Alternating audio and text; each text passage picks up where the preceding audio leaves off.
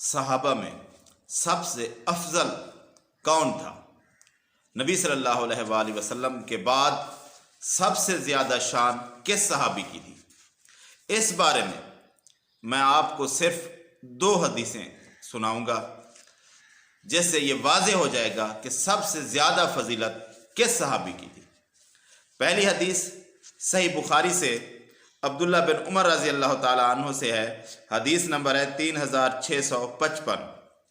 عبداللہ بن عمر رضی اللہ تعالیٰ عنہ فرماتے ہیں کہ ہم نبی صلی اللہ علیہ وآلہ وسلم کے زمانے میں ہی یہ سمجھتے تھے کہ صحابہ میں سب سے زیادہ فضیلت ابو بکر رضی اللہ تعالیٰ عنہ کی ہے، ان کے بعد عمر رضی اللہ تعالیٰ عنہ کی، اور ان کے بعد عثمان رضی اللہ تعالیٰ عنہ کی۔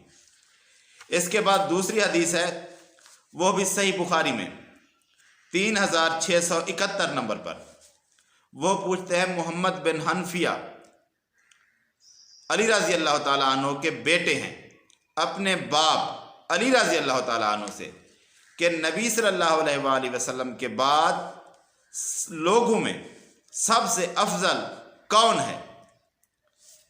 تو علی رضی اللہ تعالیٰ عنہ خود جواب دیتے ہیں کہ نبی صلی اللہ علیہ وآلہ وسلم کے بعد لوگوں میں سب سے بہتر، سب سے افضل ابو بکر رضی اللہ تعالیٰ عنہ ہے۔ میں نے پھر پوچھا کہ ان کے بعد، تو پتہ ہے علی رضی اللہ تعالیٰ عنہ نے کیا جواب دیا؟ علی رضی اللہ تعالیٰ عنہ نے فرمایا کہ ان کے بعد عمر رضی اللہ تعالیٰ عنہ ہے۔ محمد بن حنفیہ رحمۃ اللہ علیہ فرماتے ہیں کہ اس کے بعد میں ڈرا کہ میں اگر کہوں گا کہ اس کے بعد تو آپ یہ نہ کہہ دیں کہ عثمان رضی اللہ تعالیٰ عنہ، تو اس لیے میں نے پوچھا کہ ان کے بعد تو آپ ہی ہوں گے۔ تو علی رضی اللہ تعالیٰ عنہ نے فرمایا کہ نہیں، میں تو عام مسلمانوں میں سے ایک شخص ہوں۔ علی رضی اللہ تعالیٰ عنہ کی بہت شان ہے، لیکن سب سے افضل نبی صلی اللہ علیہ وآلہ وسلم کے بعد جس صحابی کی شان ہے وہ ابو بکر رضی اللہ تعالیٰ عنہ ہے۔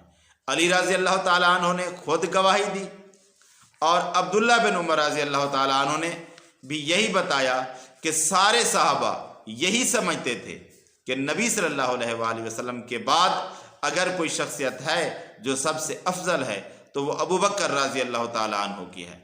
ان سے بڑھ کر کسی صحابی کی شان نہیں ہے، چاہے وہ عمر رضی اللہ تعالیٰ عنہ ہو، چاہے وہ عثمان رضی اللہ تعالیٰ عنہ ہو، چاہے وہ علی رضی اللہ تعالیٰ عنہ ہو، یا کوئی اور صحابی ہو۔ سب سے بڑھ کر جس صحابی کی شان ہے وہ ابو بکر ہیں رضی اللہ تعالیٰ عنہ۔